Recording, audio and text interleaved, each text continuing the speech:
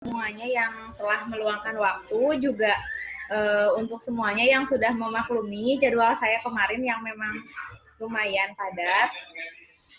Mohon maaf sebelumnya, ini juga karena saya di luar ya,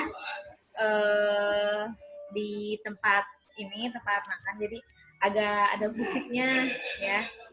Semoga bisa terdengar, tapi kalau nanti agak kurang jelas, kalian bisa langsung komentar ya, bisa langsung komen aja kalau kurang jelas terdengar. Ada berapa orang? 1, 2, 3, 4, 5, 6. Tadi itu ada yang izin 1 orang ya. Kita mulai share screen.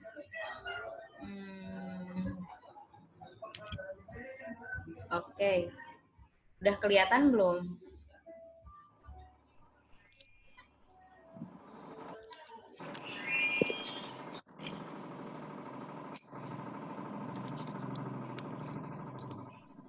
Udah muncul soalnya belum? Udah, Bu. Udah ya.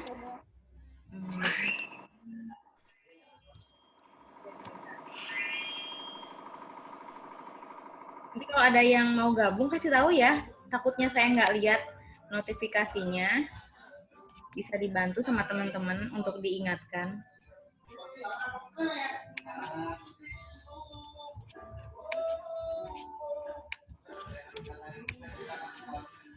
Oke, kita mulai.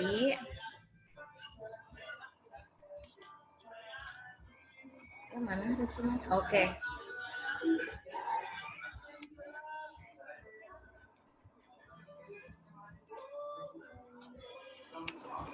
Langsung ya. Ini mau langsung saya bahas atau mau sama teman-teman dulu nih? Saya ambil soal aja. Kan ini semuanya, semua soal yang saya buat untuk sesi ini, satu soal untuk 5 ya, untuk 5 poin. Jadi saya cuma bahas boleh 2 poin aja. Nanti kalau teman-teman ada yang mau tanyakan, boleh langsung nanya sama saya. Langsung soal pertama. Nyonya F, 25 tahun, anak pertama umur 6 bulan, datang ke BPS, belum ingin punya anak, ingin menggunakan kontrasepsi implan, hasil pemeriksaan batas normal, saat ini sedang haid hari kedua.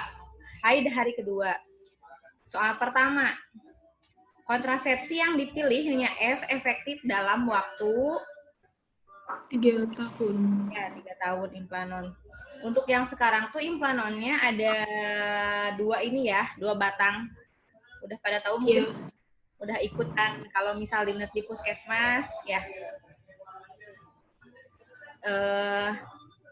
Karena berbagai jenis dan merek yang tersedia, jadi untuk yang sekarang yang terbaru itu sebetulnya sudah ada yang masih ada yang 2 batang, masih ada yang 1 batang.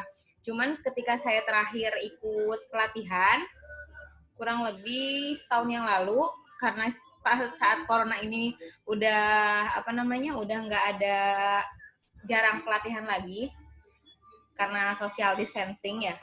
Jadi memang yang sekarang ini dibuat 1 batang, tapi kurang lebih komposisinya sama dengan yang 2 batang seperti itu. Nah, isi kandungan dari alat kontrasepsi tersebut adalah jawabannya B, 75% levonorgestrel. Karena memang di sana ada beberapa implanon itu termasuk yang hormonal ya. Jadi isi kandungannya yaitu kurang lebih 75% levonorgestrel. Terus kemudian langsung aja ke soal nomor 6. Nyonya O dan suaminya biasa menggunakan kontrasepsi kondom. Semalam melakukan hubungan seksual tanpa kondom karena habis lama haid 5 hari. Saat ini Nyonya R berada pada siklus haid ke hari ke-10. Berarti kan dia udah bersih nih, udah nggak haid lagi. Pagi ini datang ke tempat praktik dan minta bantuan pada bidan ya, agar tidak hamil. Kontrasepsi apa yang paling cocok diberikan kepada Nyonya O? Ada yang di lapangan udah nemuin kasus yang kayak gini nggak? Waktu praktek. Nah, ini biasanya saya pun ketika misal lagi praktek memberikan kontrasepsi pil darurat. Kontrasepsi pil daruratnya ini diberikan dalam batas waktu, kita tanya dulu nih, Ibu, kapan melakukan hubungan. Nah, terus kemudian ketika dalam waktu kurang dari 48 jam, dalam artian masih yang kurang dari 2 hari, maka kita langsung berikan pil kombinasi dosis tinggi, diminumnya itu 2 tablet, diulang lagi 2 tablet setelah 12 jam. Jadi kan kalau biasanya KB biasa itu 24 jam dan hanya 1 tablet, maka kalau untuk kondisi darurat seperti ini, kita sebagai bidan memberikan kurang lebih 2 tablet dalam waktu 12 jam. Gitu. Nah, efek sampingnya jelas pasti mual muntah. Karena kan KB pil itu hormonal ya. Apapun yang masuk ke dalam tubuh kita, perempuan ini, yang namanya hormon estrogen ataupun progesteron, itu akan memberikan efek mual atau muntah. Seperti yang saya udah jelasin kemarin kan waktu hamil pertama, jadi ada kenaikan progesteron dan estrogen gimana, pasti kita akan mengalami yang namanya mual muntah pada awal kehamilan karena masih ada itu. Nah, kapan waktu mulai menggunakan kontrasepsi lainnya yang tepat? Nah, AKD dapat dimulai pada hari ke-7. Jadi memang diberikan kalau ingin misalkan ada yang memang nggak cocok ya sama KB pil, rata-rata keluhannya adalah munculnya jerawat di wajah, kenaikan berat badan, dan lain sebagainya. Lanjut, nih, Nyonya A berumur 21 tahun datang ke BPS Nyonya D dengan keluhan pada payudara sebelah kanan teraba benjol, mudah digerakkan, tidak berubah besarnya, maksudnya tidak ada perubahan bentuk ya, dan tidak nyeri. Sesuai kasus di atas, kemungkinan diagnosis Nyonya A adalah jawabannya fibroadenoma. Kita harus bedain yang namanya fibroadenoma dengan gejala yang mirip dengan CA mame, kayak gitu. Perbedaannya, kalau CA itu letaknya pasti di situ saja, kemudian jadi intinya tidak berubah letaknya, tapi dia berubah besarnya. Jadi waktu ke waktu dalam hitungan minggu atau bulan akan membesar, kemudian teraba nyeri. Jadi emang sebaliknya antara fibroadenoma dengan CA mame itu ciri khas yang identiknya itu berlainan ya. Jadi soalnya pokoknya gini, kalau kita lihat nih si jawabannya, ini membahas tentang antara CA mame atau fibroadenoma. Ini saya juga waktu dulu uji kom muncul kayak gini. Saya uji kom dulu 2015. Udah 5 tahun yang lalu, tapi soal ini mesti ada lagi kayak gitu. Terus data penunjang yang sesuai dengan kasus di atas perlu dikaji adalah riwayat keturunan. Mau fibroadenoma, mau CA mame, semuanya adalah genetik atau herediter ya, keturunan. Karena ini bukan riwayat dibilang akut juga enggak, kronis juga enggak, menular juga enggak. Menahun pun enggak karena dia akan menghilang. Jadi kalau fibroadenoma itu karena memang hormon juga ya, kayak gitu. Deteksi dini yang dapat dilakukan pada nyonya adalah jelas sadari. Gitu. Terus pemeriksaan penunjang yang mendukung diagnosis nyonya adalah jelas mamograf. Ini tidak bisa tidak tepat dilakukan pemeriksaan oleh ronsen ataupun kardiografi kayak gitu. 15 yang merupakan tindakan bidan untuk mengatasi masalah di atasnya, yaitu kolaborasi dengan dokter bedah. Nggak ke objin dulu ya, jadi langsung ketika kita tahu itu adalah benjolan, maka kita langsung buat rujukan ke ibu, dikonsultasikan ke dokter bedahnya. Langsung, nah, ini lihat, soal nomor untuk 16 sampai 20.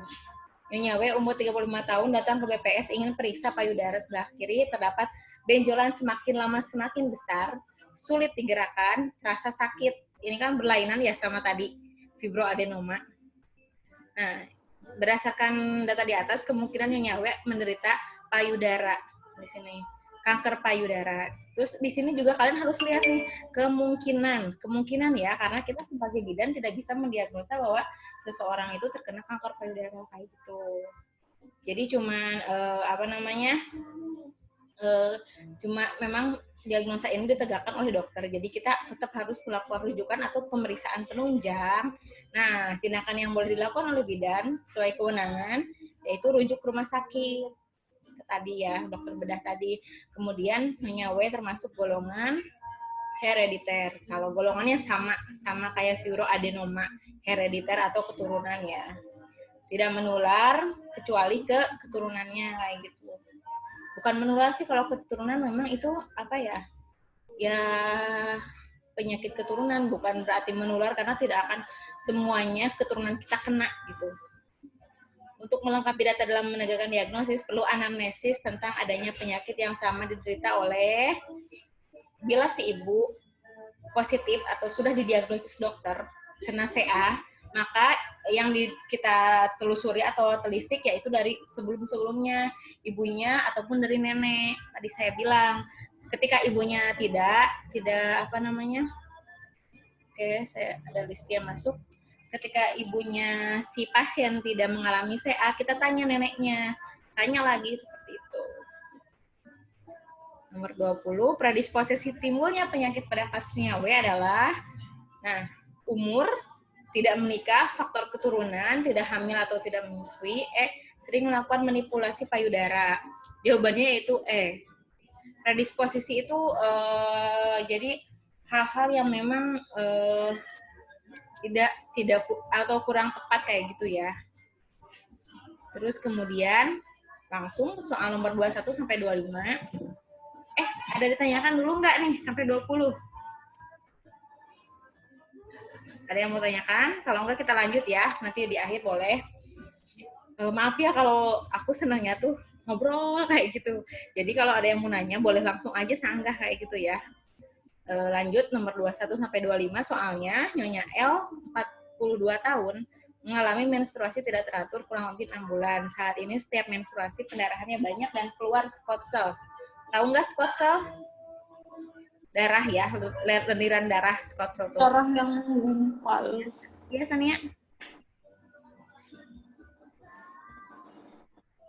Boleh, spot cell itu apa, Sania? Spot cell. Darah yang menggumpal.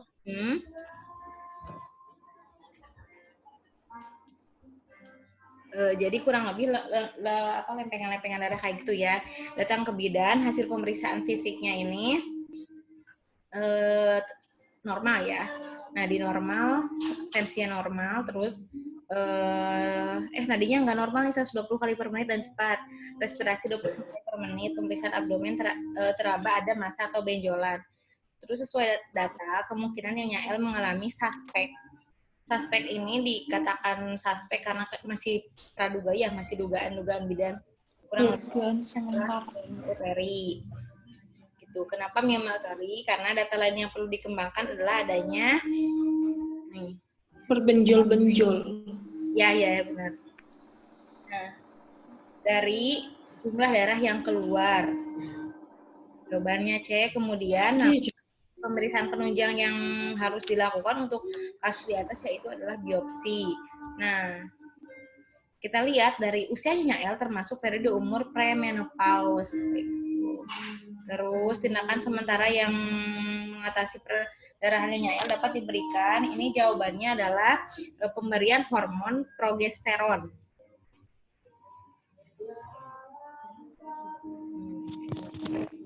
Progesteron. Oke, lanjut untuk soal 26 sampai 30.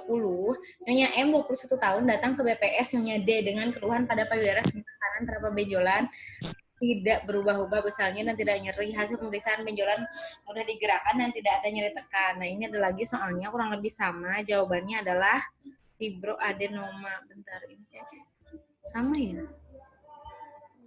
Sorry. Kemarin di soal ada yang sama nggak kayak gini? Ada, Ibu. Ada ya? Kemarin waktu kalian ngerjain tuh ada yang soal ganda nggak maksudnya? Ada, Bu. Hampir ada, semua soalnya ada. ganda, Bu. Oh, sorry. Soalnya ini tuh ada 80.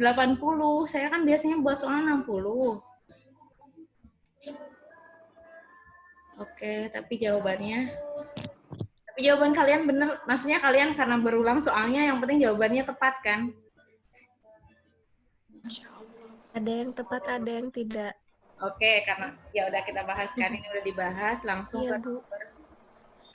31, Nyonya K umur 40 tahun, P6A1 datang ke tempat bidan. Hasil anamnesisnya mengalami keputihan berbau kurang lebih 1 tahun. Dan akhir-akhirnya mengalami perdarahan saat melakukan hubungan seksual. Hasil pemeriksaan KU pucat, tekanan darah 90/60 itu rendah ya, nadi 88 normal, suhunya demam, respirasinya normal, HB-nya 7. Penyakit Nyonya G dapat dideteksi dengan cara pemeriksaan biopsi, kolskopi, histeresikopi, histerosalpinografi, papinicolosmir. Papinocolosmir. Ya, jawabannya E. Itu kan mirip kayak pemeriksaan waktu pap smear gitu ya. Kemudian 32, faktor predisposisi penyakit dideritanya Nyonya G adalah sering melahirkan, B. mengalami anemia, C. pemakaian kontrasepsi, D. hygiene seksual yang kurang baik, E. frekuensi hubungan seksual yang sering. Predisposisi kan nggak tepat ya, kurang tepat. A. Jawaban yang sering melahirkan, karena sering melahirkan itu nggak ada dampak-dampak yang seperti itu ya. Terus Nyonya G kemungkinan menderita D. CA cervix. Karena kalau polip pasti ada benjolan. Maksudnya benjolannya itu yang kadang muncul ketika hygiene-nya tuh kurang bersih. Ini sering ditemuin loh, kasus polip cervix itu kadang karena ini mirip sama kanker, bedanya itu nggak ada rasa sakit ya, cuma benjol aja. Ini kadang dirasain oleh ibu-ibu yang memang dia sering mengalami keputihan. Radang panggul jelas enggak, karena kalau radang panggul dia akan sakit pada si panggulnya di punggung belakang ya. Ya akan terasa sakit. Tindakan yang sesuai dengan kewenangan bidan untuk mengatasi kasus Nyonya G adalah rujuk ke rumah sakit. Jelas kalau kita udah merasa ini suspek CA mana ya udah kita rujuk karena bukan kewenangan kita. Pemberian antibiotik pun kita tidak dianjurkan untuk memberikannya karena kan itu sudah kewenangan dokter. Untuk menegakkan diagnosis kemungkinan Nyonya G dilakukan pemeriksaan tes DNA HPV, Human Papilloma Virus. Jadi untuk mengecek apakah memang di sana positif ada virus human papilloma virusnya atau tidak. Oke, lanjut. 36 sampai 40. Ini beda sih. Nyonya R umur 35 tahun datang ke PPS ingin periksa dengan keluhan payudara sebelah kiri terdapat benjolan. Nah, kemungkinan Nyonya R menderita kanker payudara. Ini karena berlainan dengan keluhan dengan fibroadenoma tadi.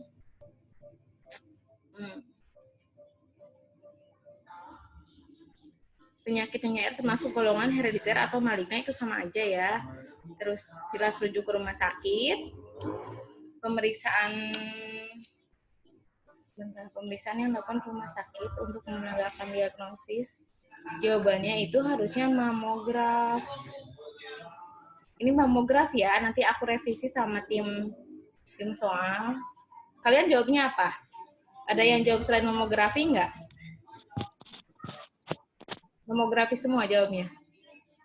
Oke, nanti kan jadi poinnya kurang nih. Mamografi. Iya, predisposisi yang timbulnya kasusnya R adalah jelas karena kan memang kalau namanya CA itu dipengaruhi oleh umur, terus tidak menikah, faktor keturunan atau belum pernah hamil. Ini ada jurnalnya, ada research-nya. Saya pernah baca kenapa yang tidak menikah lebih beresiko untuk terkena kanker ataupun belum pernah hamil ya. Ini ngerti nggak nomor E itu manipulasi ini? Manipulasi itu dalam artian kurang lebih yang sering dioplas kayak gitu loh, operasi-operasi kayak gitu. Yang atau dipasang apa namanya? Silikon ya. Itu sebenarnya nggak ngaruh ke CA gitu. Lanjut nomor 41 sampai 45. Nyonya U, seorang ibu rumah tangga datang ke poli kandungan dengan keluhan bengkak daerah maluan bagian bawah, keputihan, panas dan nyeri waktu kencing. Nah, sesuai dengan data kasus, kita fokus sama ada panas dan nyeri. Jawabannya yaitu vulvitis ya. Vulvitis itu udah jelas itu infeksi yang disebabkan oleh jamur Trichomonas vaginalis. Ada kan ya ini di kuliahan? Mesti sering ditemuin kok di kuliahan Kespro ya. Itu kadang kalau Kespro tuh yang ngajar ada perawat, kadang-kadang dokter kan, dokter juga masuk ke prodi bidan. Terus kemudian komplikasi yang mungkin muncul pada penyakit Nyonya U adalah jawabannya deh Bartholinitis. Jadi Bartholinitis itu ada pembengkakan yang mungkin bisa muncul. Bentar, oh ini ada yang masuk Siti Nurayani ya. Oke. Pembengkakan yang bisa saja terjadi akibat infeksi tadi gitu. Lanjut, tindakan yang sesuai untuk kewenangan bidan dalam menangani kasus yang dialami Nyonya U adalah, nah, kalau CA dengan infeksi itu agak sedikit berbeda karena kalau infeksi itu kita bisa memberikan penanganan jelas kolaborasi pemberian antibiotik dalam hal ini tuh kita tetap harus konsul dokter. Nanti ketika kita konsul dokter, antibiotik mana yang tepat kita berikan dengan catatan nanti pada data masuk di buku registrasi bidan, kita catatan di sana harus dituliskan bahwa ini hasil konsultasi dengan dokter siapa, jelas dokter obgyn ya. Nomor 45, pendidikan kesehatan yang dapat diberikan pada Nyonya U adalah jawabannya E, jelas. Itu kan karena ini bakteri karena hal yang paling penting dari 5 poin ini adalah sementara tidak melakukan sama dengan suaminya gitu, karena ini dapat menular dan ketika terjadi penularan akan berdampak hal yang lebih besar. Lanjut nomor 46 sampai 50, Nyonya Y umur 16 tahun datang ke poliklinik untuk periksa. Hasil anamnesisnya, Nyonya Y belum pernah menstruasi setiap bulan, merasakan nyeri siklik kurang lebih 5 hari, KU pucat dan perut membesar. TFU 3 jari di bawah pusat serta terlaba lunak. Kemungkinan Nyonya Y menderita kriptomenore. Kenapa kriptomenore? Karena di sini ada beberapa gejala yang memang dia memberikan tanda-tanda bahwa mengalami kriptomenore. Terus ada ini nih, perut membesar, TFU 3 jari di bawah pusat serta terlaba lunak. Nah itu adalah bukan amenor ya, yang jelas amenor kan belum haid. Dismenor juga bukan karena nggak ada benjolan kalau dismenor tuh. Terus ini adalah salah satu gejala kriptomenor. Jadi ada pembekakan yang kadang ganjilnya itu bayi bukan, biasanya keluhannya kayak gitu ya. Sorry.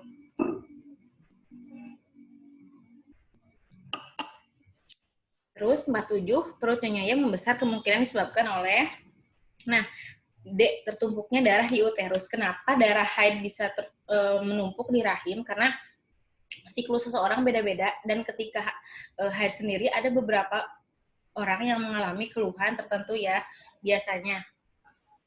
Terus kemudian TFU Nyonya Y menunjukkan keadaan hematometra. Hematometra adalah pembekakan darah ya. 49, keadaan Nyonya Y dapat menyebabkan gangguan D, siklus darah. Itu udah jelas ya, karena dari tadi yang dikeluhkannya itu adalah darah haid yang menumpuk, yang menyebabkan pembekakan, dan siklus darahnya tuh terganggu. Jadi ada salah satu faktor yang memang berakibat juga ke peredaran darah di tubuhnya. Kemungkinan tindakan medis untuk mengatasi masalahnya dia adalah insisi Hyman. Kenapa dibilang insisi Hyman? Karena ada yang misal belum pernah haid, terus kemudian tiba-tiba perutnya membesar. Nah, kan si hymen perempuan tuh berbeda ya. Berbeda-beda. Ada yang menutup benar-benar menutup. Ada yang lubangnya kecil-kecil kayak gitu. Aduh, kayaknya saya udah capek nih. Oke, sekarang boleh diaktifin mikrofonnya. Jadi, saya pengen mulai lagi untuk ngasih kesempatan buat adik-adik semuanya bisa membacakan soal dari nomor 51 sampai selesai. Silahkan. Hilma, boleh diaktifin? Ayo. Siapa lagi? Ayu boleh aktifin dulu. Feby. Tapi kalau yang di tempat kerja nggak apa-apa ya. Saya nggak ini kok memaklumi. Rida. Langsung aja, Bu. Boleh. Mau siapa duluan? Boleh Hilma dulu deh. Oke. Disebut apakah tanda seks primer yang dialami oleh anak A? Menarche karena head pertama terjadi pada head pertama. Oke. Langsung on point ya. Good. Terus lanjut silahkan Ida. Ida, halo. Boleh Ida nomor 52. Disebut apakah keluhan yang dirasakan anak A berupa nyeri kepala, perut kembung, dan mual? Alhamdulillah. Apa jawabannya? Jawabannya udah ada. Premenstruasi sindrom. Ya. Terus kemudian Ayu. Disebut apakah ciri seks sekunder yang terjadi pada anak A? B. Menarche. Oke, Menarche. Boleh siapa lagi? Saya nggak kelihatan semua. Feby lagi kerja ya? Rida boleh, Rida Afifah. Rida Afifah silahkan. Disebut apakah keluhan yang... Ya, Bu. 54. Ibu, maaf koneksinya agak jelek. Oke. Terdengar suaranya, Bu? Ada. Nomor 54. Nomor 54 silahkan. Hormon apakah yang berperan pada pembesaran payudara anak A? C. Hormon estrogen. Oke, kenapa nggak hormon LH?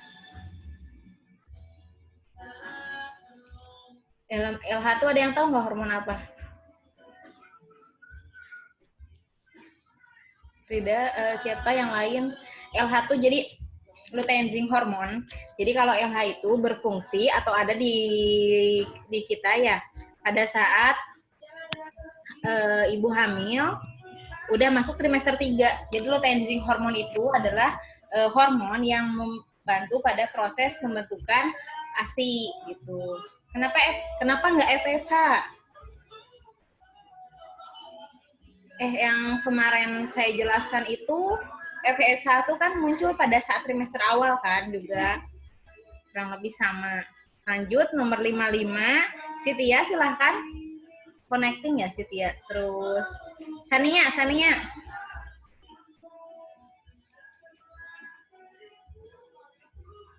Ada Sania?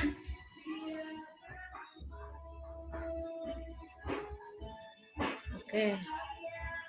Lanjut aja. Oh, sekarang kayak gini aja. Jadi satu orang jawab 5 soal ya. Tapi langsung aja sama poin ininya, sama on point sama keluhannya. Boleh dari Hilma lagi. Silahkan Hilma. Diaktifin. Ya. Silahkan.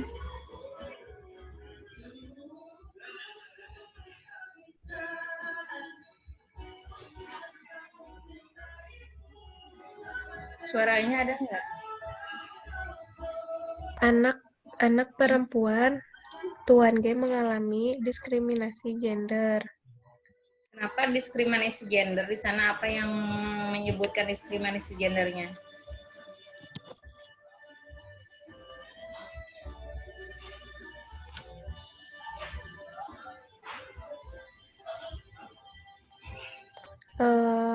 Karena laki-laki dianggap lebih mampu dan bertanggung jawab bekerja sebagai buruh pabrik, akan tetapi juga selalu mengerjakan tugas-tugas seperti mencuci dan menyapu. Oke, tepat. Terus 57. Disebut apakah perlakuan G terhadap anak perempuannya subordinasi? Kenapa nggak stereotype? Apa itu stereotype?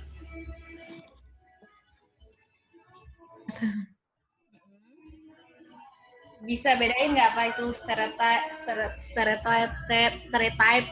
subordinasi, bias gender, urban gana, marginal? Aku jelasin ya. Jadi kalau stereotype itu, jadi Jadi pelabelan, misalnya seseorang, dia tuh kerjanya malam terus, jangan-jangan kerja apa, kayak gitu.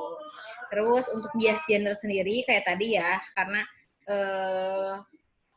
kita perempuan dianggap kita nggak bisa nih kerja yang misal beban berat ataupun kerja jadi pemimpin kayak gitu. Terus beban ganda. Nah, ini yang sering dirasakan oleh perempuan karena beban ganda ini kita perempuan ya, ngurus rumah, kerja juga, karir di luar, terus juga kemudian pendidik anak, itu adalah beban ganda buat kita. Yang seharusnya memang itu bisa dibagi sama pasangan kita, sama suami kita, kayak gitu. Marginalisasi, itu kekerasan ya. Jelas bukan jawaban. Oke, silahkan Hilma, 58 lanjut. Apakah peran Anda sebagai bidan dalam upaya terhadap kasus di atas? C. Sosialisasi kesetaraan dan keadilan gender, jadi tidak ada yang membeda-bedakan. Oke, biasanya ini diberikan buat usia berapa nih? Ya, Allah. Oke. Biasanya kalau sosialisasi kesetaraan gender, bidan itu masuk di usia berapa? Ngasih penkesnya ke usia-usia berapa?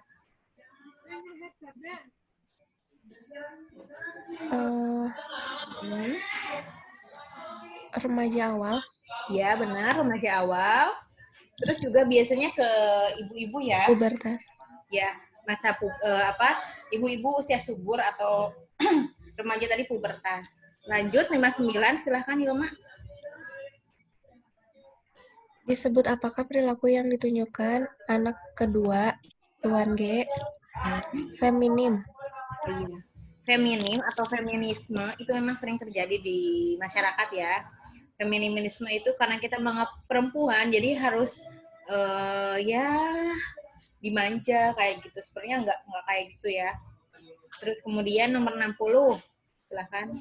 Oh, ini udah sama kayak yang tadi, nggak usah dibahas.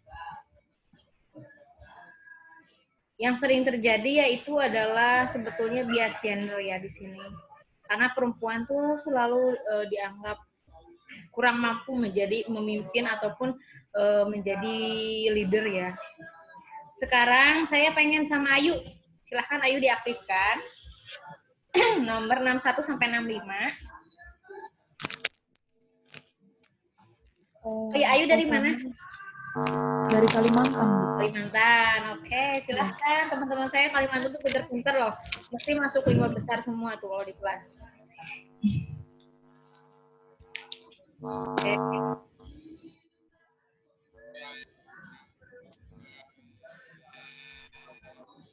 Silahkan, Ayu.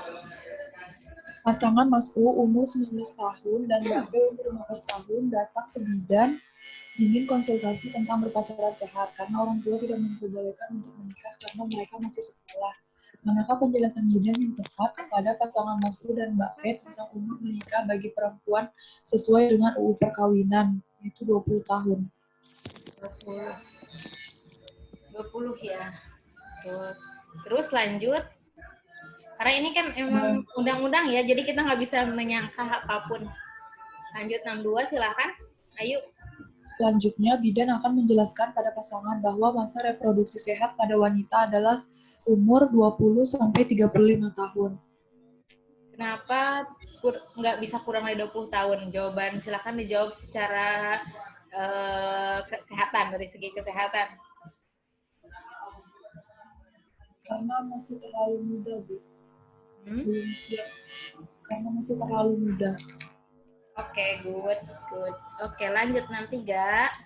Silakan 63 yuk. Apakah resiko yang akan dihadapi Mbak P bila ia hamil setelah pasangan tersebut menikah? Prematuritas. Kenapa prematuritas? Karena Mbak P-nya masih umur 15 tahun, Bu, masih terlalu muda untuk hamil. Lanjut lagi, nomor 64, silahkan.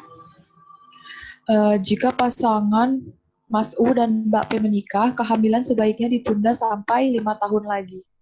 Oke, good. Lanjut lagi, anjuran ke KB-nya. Anjuran KB disarankan pada pasangan Mas U dan Mbak P adalah KB pil. KB pil? Kenapa nggak IUD, suntik, hormon, ataupun yang bawah-bawah ini? Kenapa nggak IUD?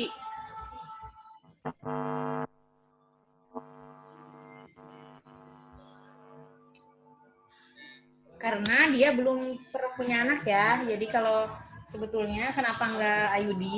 Biasanya usia segitu tidak akan nyaman dan tidak bisa kurang bisa melakukan penanganan untuk keluhan di IUD. Nah, terus kenapa nggak suntik juga? Biasanya kalau KB suntik itu lebih mengganggu ke hormon. Yang dua ini jelas tidak mungkin. Maksudnya tuh karena mereka adalah pasangan muda, akan sulit untuk mengontrol penggunaan kedua KB di bawah ini, ya. Oke, sekarang lanjut ke mana yang belum? Feby ya? Makasih ya Ayu. Lanjut Feby boleh? Feby cek.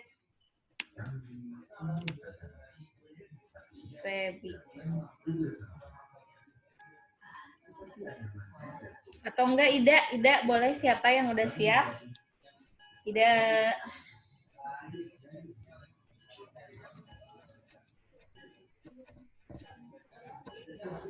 Sania deh, yang selalu siap. Oke, silahkan. Ada suaranya, Bu. Oh, nggak ada suaranya. Suara siapa? Ada, Bu. Kedengeran kok. Oh, tadi mah nggak ada. Ada masuk. Nah. Nona Vi. Ini record ya. Kedengeran kok. Ayo silahkan Sania. Nyonya Vi adalah seorang gadis berumur 17 tahun. Ia merupakan salah satu korban dari perdagangan perempuan di kotanya. Awalnya ia dijadikan sebagai pembantu rumah tangga di luar negeri. Selama di penampungan, ia mengalami siksaan fisik. Ternyata di luar kota dijadikan PSK, dipaksa untuk melayani hidung belang. Kekerasan yang dialami oleh Nona Vi merupakan perkosaan dan kekerasan seksual. Apakah dampak kesehatan reproduksi yang dialami Nona Vi? Penyakit menular seksual. Terus apakah materi konseling yang dapat diberikan kepada Nona Vi untuk menghindari dampak yang terjadi, menghindari hubungan dengan berganti pasangan? Oke. Bagaimanakah sikap bidan dalam menghadapi kasus Nona Vi itu melaporkan tindak kekerasan pada pihak yang berwenang? Lalu apakah upaya bidan agar kasus Nona Vi tidak terulang lagi di masyarakat itu mengenalkan pengaruh keutamaan gender? Biasanya hal ini juga memang sering terjadi ya sama kita, khususnya untuk lingkungan-lingkungan yang ada di perkotaan, tapi tidak semua orang bisa mau melihat ini. Dan kita pun sebagai bidan harus pintar mengambil celah ataupun kesempatan bagaimana kita masuk untuk memberikan pendidikan kesehatan tadi itu. Biasanya ini bekerja sama dengan dinas kesehatan. Pernah juga ada yang nanya ke saya bidan nih, boleh nggak saya fokusnya di dinas kesehatan? Ya nggak apa-apa, karena kita juga ada fokus untuk ke masyarakat, untuk bias gender tadi gitu. Oke, lanjut dulu, nanti ngobrol lagi. Ida, silahkan Ida. Ya, iya Bu. Oke, 71 sampai 75. Nona D, umur 20 tahun, seorang tunasusila datang ke tempat bidan mengeluh sakit perut bagian bawah, mengalami perdarahan dan demam. Dari hasil anamnesis, ia menggugurkan kandungan pada dukun 10 hari yang lalu. Pengguguran kandungan yang dilakukan Nona D adalah istilah medis disebut abortus provocatus. Oke, good. Kenapa provocatus? Karena sengaja. Sengaja ya, oke. Kalau incompletus, abortus apa? Yang sebagian keluar, sebagian masih di dalam. Oke, good job. Lanjut 72, silakan.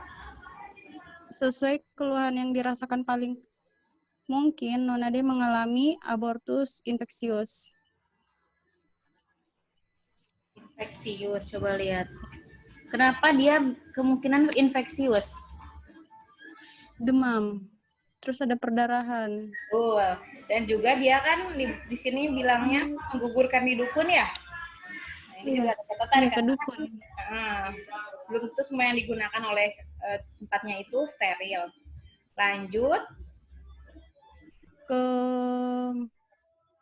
Kemungkinan yang terjadi pada Nona dia adalah incestuous abortion. Oke. Insafe abortion. Unsafe gitu. Unsafe tuh jadi apa ya namanya, aborsi yang memang pencegahannya atau tindakannya itu tidak tepat. 74. Akibat kasus yang dialami Nona D dapat menyebabkan mortalitas. Itu udah pasti. Lanjut nomor 75.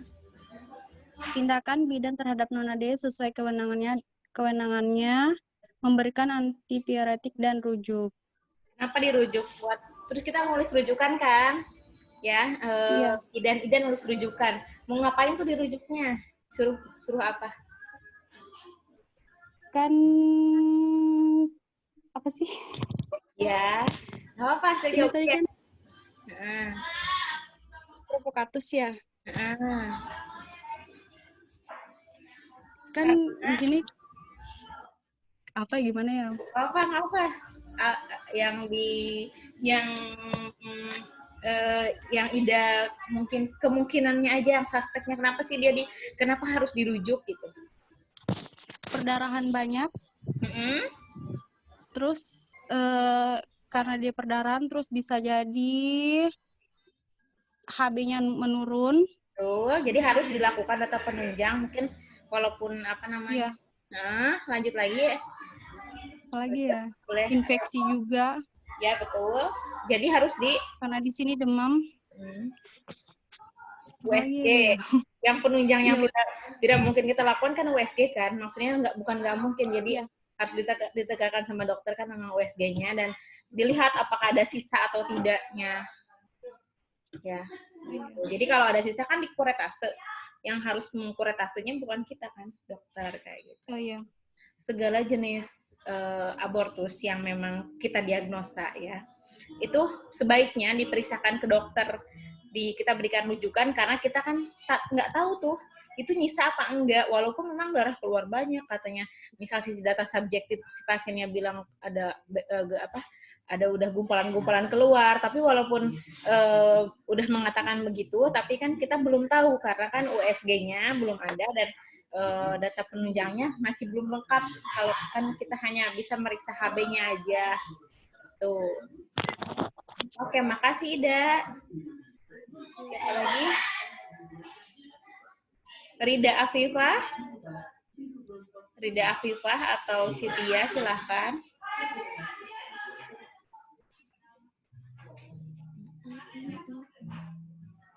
Sitia, tadi yang lagi dinas siapa ya?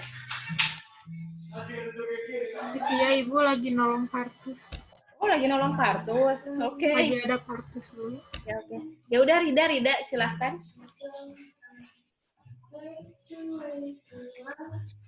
Neng langsung aja.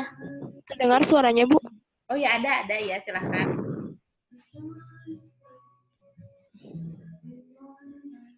Nomor tadi itu nomor berapa ya tadi?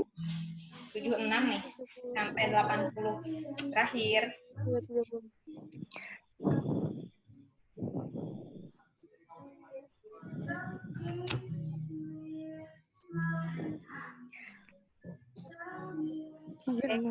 Nilai Apgar skor pada kasus di atas yaitu 4-6.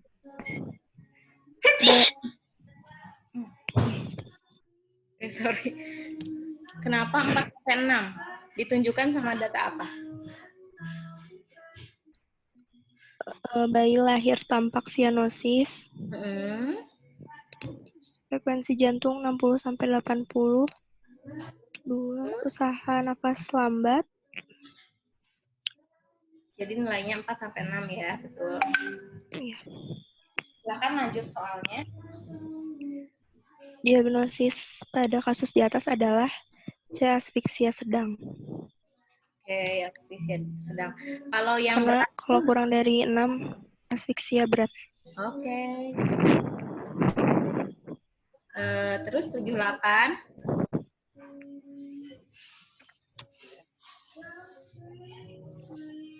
penanganan pada kasus di atas yaitu D. Rangsang pernapasan dengan menepuk telapak kaki. Apabila belum reaksi, bantu pernapasan dengan ambubek. Ambubek, good. Posisi ambubek kayak gimana? Bisa diliatin secara ini nggak aktif videonya ya? Setia, boleh diaktifin? Iya, Bu. Atau lagi apa? Nggak apa-apa sih kalau lagi. Koneksinya ini, Bu. Oh iya, nggak apa-apa. Lanjut aja soalnya ya. Kalau pakai video suka itu, iya. Lanjut ke 9. Penyebab kasus di atas dilihat dari faktor neonatus, yaitu hipoksis. Hipoksis itu apa?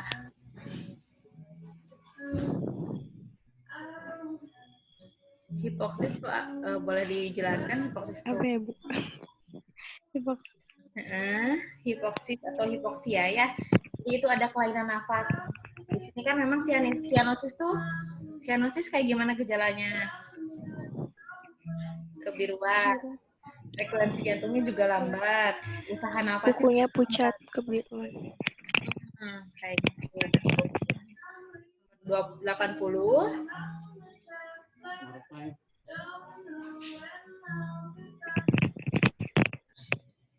80-nya silahkan.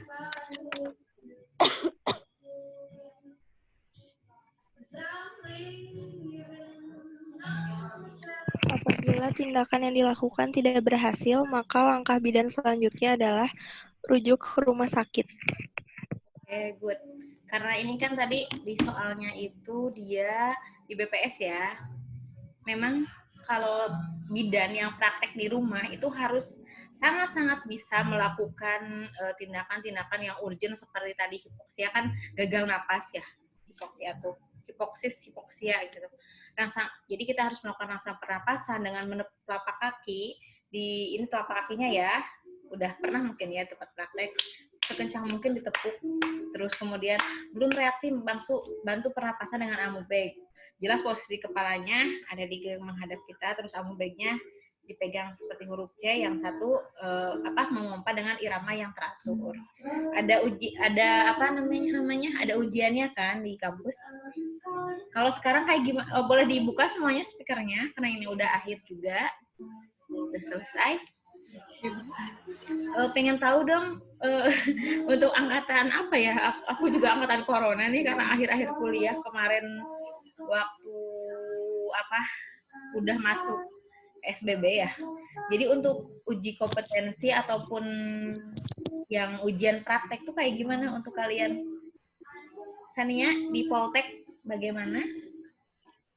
Waktu itu jadi di rumah Bu, jadi ya video kayak gini. Jadi video call sama dosennya atau lewat Zoom gitu, terus kita pakai alat-alat seadanya di rumah. Kalau misalkan pas pelaksanaan asfiksia itu jadi ke boneka bayi, terus kayak alatnya tuh pakai aqua gitu Bu. Jadi DIY alat-alat yang menyerupai alkes gitu. Kayak gitu, kayak misalkan kalau episiotomi jadi kita print gambarnya terus guntingnya pakai gunting biasa gitu kayak gitu. Oh. Ya Allah, jadi kita emang dituntut kreatif gitu ya. Iya, Bu. Kalau Ayu gimana di Kalimantan? Apanya, Bu? Prakteknya? Apa namanya sih yang dikasih waktu cuman 60 menit atau 1 jam gitu ya? Kadang ujian. Kemarin masih ini sih Bu, masih boleh ke kampus. Oh, masih boleh. Ya, tapi per kloter aja, 1 kloter 5 orang kayak gitu. 1 hari. Kalau di Kalimantan coronanya nggak terlalu ini kali ya? Nggak kayak di Jawa gitu. Iya, Bu. Masih masuk zona aman sih, Bu. Jadi bisa masih ke kampus. Oke. Hilma dari mana Hilma? Tadi aku belum nanya. Sama Bu, sudah diwakilkan oleh Sania. Oh iya, ada yang soulmate-an berapa? 3 orang atau 4 orang ya? Kata Kapop itu. 4, Bu. 4, satu lagi siapa? 4, Bu. Lida sama Sitia, Bu. Oh, Setia, oke. Iya, Bu. Ida sekarang. Dari mana? Iya. Dari Sulawesi, Bu. Sulawesi. Oh, Sulawesi. Iya. Dari Sulawesi. Iya. Sulawesi mana? Sulawesi Tengah. Kampus. Kemarin kampusnya di Kediri. Oh, di Kediri yang apa namanya ya? Ada temanku juga di sana sih. Kediri mana? Universitas Kediri. Kediri ya? Oh, iya Kediri. Iya. Berarti belum ya, baru lulus. Baru. Di Kediri Angkatan Corona. sama kok. Gimana ujiannya di sana di Kediri? Kalau kemarin masih dapat ini sih, Bu, belum apa sih namanya? Belum ada coronanya. Kita di ujian bareng Ayu nih. Bareng Ayu, bareng di Kediri juga. Iya. Okay. Berarti nanti uji kompetensinya itu di mana? Kalau kayak corona gini online masing-masing di rumah, nggak mungkin ya? Di mana? Minta surat rekomendasi, Bu, dari kampus awal. Untuk biar nanti bisa ikut ujian di sini. Oh gitu. Jadi gabung sama kampus yang ada di daerah ya? Ya? Gabung sama kampus yang ada di daerah? Iya. Oh gitu. Gabung dengan ini. Pokoknya semangat. Udah apa namanya? Udah ada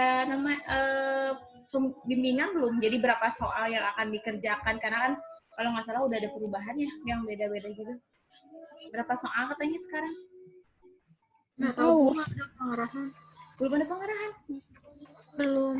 Nggak ada pengarahan berapa soal gitunya, cuma kalau Taunya 180, Bu. Iya, 180 biasanya. Waktunya tuh 1,5 jam. Aku dulu kalau nggak salah tuh. Bulan ini kan? Iya, Bu. Nanti tanggal 7. Tanggal berapa? 10? Tanggal 7. Tanggal 7, oke. Pokoknya kalau bisa, ya itu kalian baca soal diulang, terus kemudian karena memang kita nggak tahu apa sih jenis soalnya, memang kalau untuk D3 sendiri ya kurang lebih sama yang kayak saya kasih, karena kalau soal-soal D3 itu beda sama soal profesi. Kalau soal profesi bidan itu akan lebih complicated lagi, lebih banyak dan lebih bukan ke diagnosis ya, jadi ke predisposisinya, kemudian ke yang resiko-resikonya kayak gitu. Pokoknya diulang-ulang, dibaca, dan semangat buat kalian semuanya. Ibu kalau untuk D4-nya? D4 sama, kurang lebih sama kayak D3, yang beda tuh hanya profesi. Oh. Kalau profesi itu jadi gini, kayak soal ini ya, soal yang terakhir aja nih. Nilai Apgar skor pada kasus di atas yaitu nggak kayak gini. Soalnya nggak yang menjawab. Jadi kan pasti ya jawabannya. Iya. Kan kita udah tahu nih nilainya 4-6. Jadi langsung diagnosis pada kasus di atas, tindakan yang tepat pada kasus di atas adalah gitu. Jadi kita harus udah dari baca soal, kita udah mendiagnosa nih ini tuh aspeksia sedang, tindakannya apa. Itu adalah jawabannya. Jadi soalnya tuh tindakannya tuh apa, bukan ini skornya berapa, nggak kayak gitu. Gitu bedanya sih. Tapi lebih runtut lagi, misalnya tuh kondisi ini disebabkan oleh kayak gitu.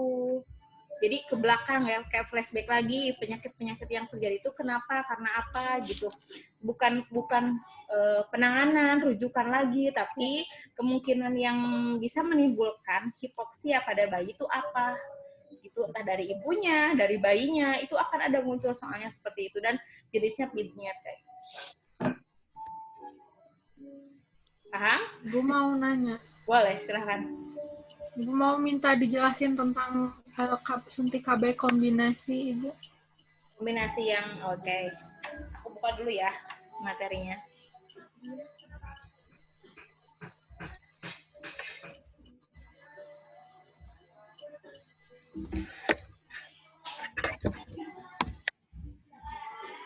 KB suntik kombinasi.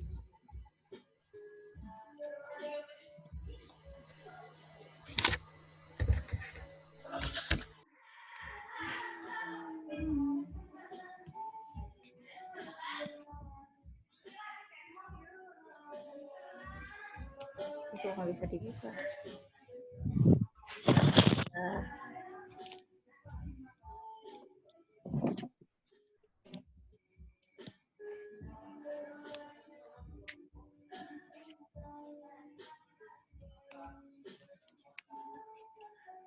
Kenapa tidak membuka?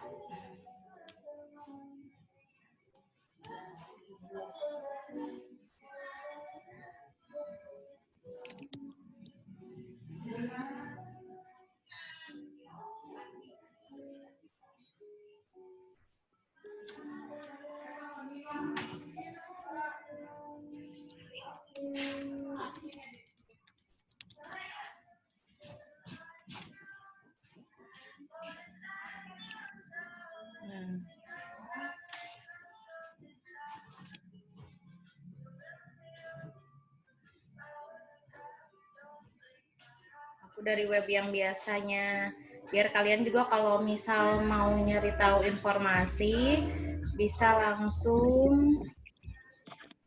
Oke, udah muncul belum? Mana? Udah, Bu. Kata ada? Kata bukan? Aku takut salah. Iya, Ya. Kata. Oke.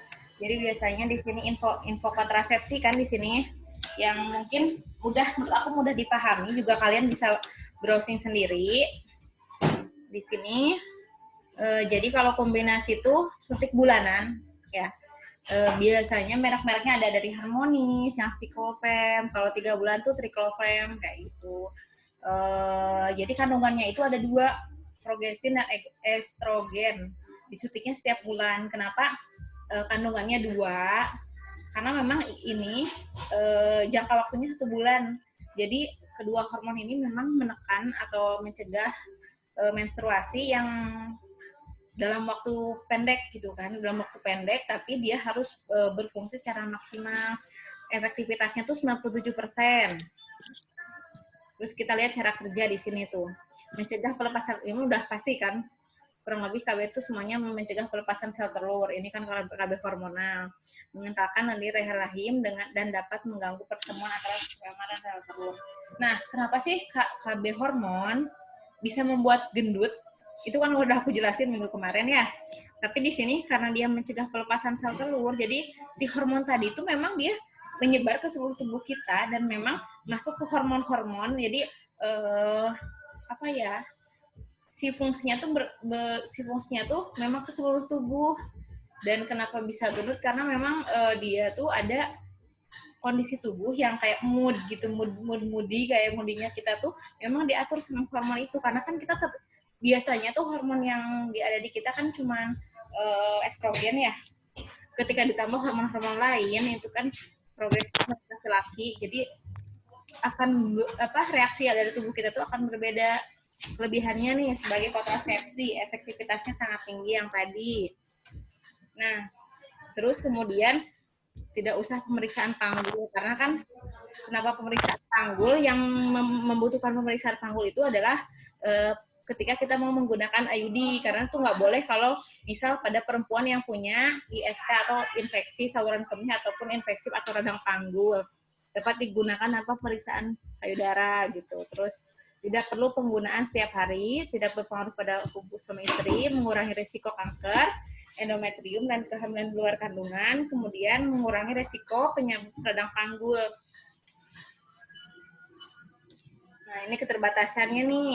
Perubahan pola haid jelas karena hormon yang berubah menyebabkan kenaikan penurunan berat badan, sakit kepala ringan dan mual. Tadi ya, yang mual sama sakit kepala memang itu berpengaruh karena si hormon itu tidak akan stabil karena setiap tubuh perempuan itu berbeda reaksi atau rangsangan, mengganggu produksi ASI. Makanya yang ASI itu biasanya diberikan yang 3 bulan ya. Pemulihan kesuburan setelah penghentian pemakaian. Secara bertahap rata-rata sekitar 5 bulan. Makanya ada yang bilang nih, Bu, saya sudah berhenti KB suntik, tapi kok belum punya anak ya? Padahal udah 3 bulan, udah 4 bulan. Karena kan tidak semudah itu. Hormon yang tadinya sudah masuk ke tubuh kita secara banyak, kemudian kita hentikan, tidak akan pulih dalam waktu yang cepat. Ini aja bertahap rata-rata kurang lebih 5 bulan ya. Terus kemudian tidak menjamin perlindungan penularan. Jelas, ini kan yang hanya menjamin ini adalah kondom aja. Efektivitas berkurang apabila digunakan bersama dengan obat-obatan tuberkulosis dan epilepsi. Ini mungkin ini hanya untuk yang memiliki keluhan yang lain sendiri ya. Penggunaan kalian udah tahu, disuntikan. Kemudian, nah, tidak bisa digunakan jika hamil. Jangan sampai kalian memberikan suntik hamil. Jadi makanya kalau mau ngasih KB kan, itu diperiksa dulu perutnya kan, mesti wajib banget diperiksa apa sih di bawah perutnya, karena kan takut hamil, karena itu akan sangat-sangat mengganggu hormon yang secara alamiah timbul, diganggu dengan hormon yang dari KB suntik. Sedang menyusui atau kurang dari 6 minggu atau sedang menyusui, perdarahan vagina yang belum jelas penyebabnya, memiliki salah satu kondisi hipertensi, nggak boleh ya kalau hipertensi, perokok berat, 1 bungkus lebih kalau ini ya. Tapi kalian jangan sampai menutup mata ya, kalau karena di kota-kota besar itu perempuan perokok berat rata-rata banyak ya, banyak. Ibu, Nah, ya boleh, gimana? tapi pas waktu itu pernah ada kan si ibunya hipertensi. Tadinya tuh mau suntik yang 3 bulan, terus kata si ibu bidannya tuh jangan yang 3 bulan, Neng, suntiknya yang 1 bulan aja. Soalnya darahnya tinggi, itu gimana, Bu? Berapa tensinya? 140 gitu, 150. Usianya berapa? Masih muda. Di bawah 30? Iya, 20 berapa gitu. Saya kurang ini ya, kalau di tempat dulu kan saya juga kerja 1 tahun di klinik bersalin, itu nggak pernah ngasih yang di atas 140. Kalau masih 140 itu nggak apa-apa. Kalau udah 150, kecuali dia udah terbiasa ya tensinya segitu, dan dia nggak pusing, dan dia nggak ada keluhan apapun, itu nggak apa-apa dikasih. Memang yang 1 bulan karena mungkin lebih aman, apa ya, bukan lebih aman, karena kombinasi tadi, jadi lebih stabil gitu kan si hormon itu. Kalau walaupun ada beberapa gejala yang memang menunjukkan akan reaksi yang berbeda dari setiap perempuan tadi, kayak gitu. Tapi tadi yang Sania bilang ya, kalau misal 150 dikasih, kecuali mungkin bidannya nanya nih, ibu udah biasa segini, kan ada yang memang orang udah biasa loh segitu. Seusia saya aja, kurang lebih 27 tahun tuh yang memang dia tensiannya udah yang 140, udah biasa kayak gitu. Nah, yang sedang menderita kanker jangan sampai dikasih. Karena kan hormon ya. Buat pelayanan. Ini hanya tambahan aja ya, mitos atau fakta. Gitu. Oke, ini bisa dibaca oleh kalian. Ada yang tanyakan lagi selain kombinasi? Ada, Ibu. Boleh, silakan Hilma. Izin bertanya, Bu.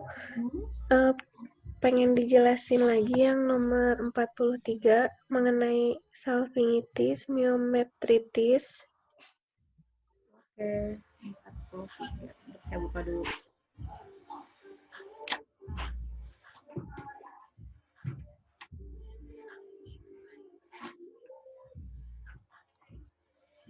(43). Jadi masing-masingnya dijelasin ya? Iya, Ibu. Oke.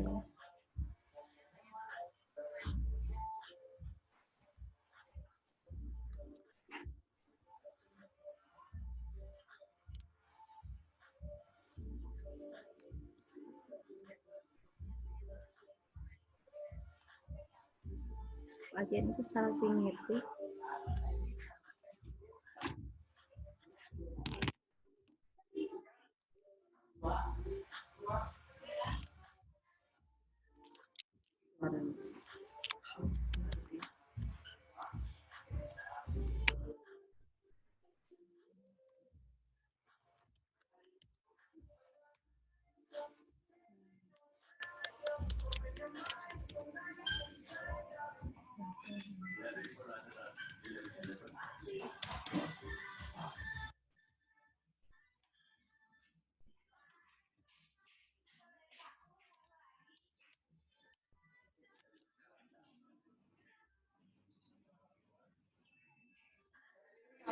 Ini tuh termasuk ISK ya, infeksi menular seksual.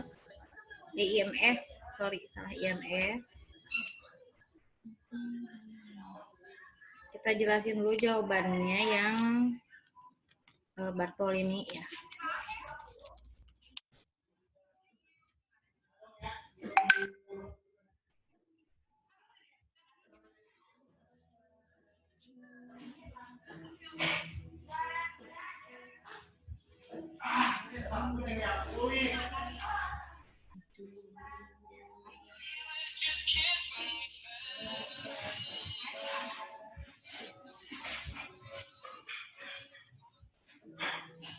Ini ada gambaran. Oke. Langsung aja ya, kalau Bartolini itu kita lihat patogennya ya, patogen atau penyebab utama dari infeksi tersebut. Di sini kan di sini Bartolini itu biasanya nah ini nih, Staphylococcus aureus ini nih, bakteri utamanya tuh dari sini. Jadi memang dia tuh ada yang ke pernapasan, setahu saya ya, ada yang memang ke daerah kewanitaan kayak gitu. Nah, sebenarnya disebabkannya itu dari ini nih. Sorry ya, saya nggak sebutin soalnya ada orang. Jadi memang kadang ini tuh terjadi pada perempuan yang udah punya pasangan seksual. Gitu. Nah, sebenarnya yang 3 tadi itu hal-hal yang memang disebabkan oleh pasangan masing-masing, semuanya sama-sama disebabkan oleh bakteri ya, disebabkan oleh bakteri. Cuma nanti ada beberapa gejala yang timbulnya itu berbeda-beda. Kalau ini gejalanya itu kurang lebih kita lihat langsung ya.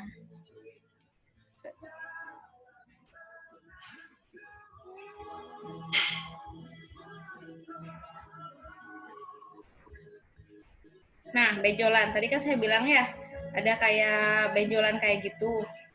Kelihatan nggak? Biasanya ini di area luarnya, di area luar kayak gitu. Dan ini sering terjadi pada perempuan yang memang sudah punya pasangan yang memang pasangannya itu ya gitulah, kurang bisa menjaga kebersihannya. Kenapa di sini disebutnya apa ya? Kista juga karena efek timbulnya itu memang dia muncul ada benjolan keluhannya. Terus yang lebih jelasnya itu identik itu rasa nyeri saat memang lagi dia hamil. Gitu. Silakan, ada lagi yang ditanyakan?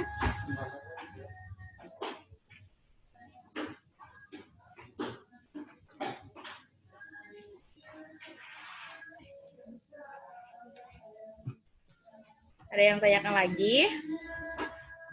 Atau enggak, nanti kalian bisa japri langsung ya. Kalau misal ada yang mau tanya boleh. Atau enggak, karena saya kadang buka Telegram tuh, kalau ada misal momen mau ngasih pengumuman kalau kayak gitu, boleh WhatsApp ya. Boleh dicatat nomornya. Atau saya ke Telegram aja ya. Nomor Telegram kok sama sih? Saya lebih aktif di WhatsApp soalnya.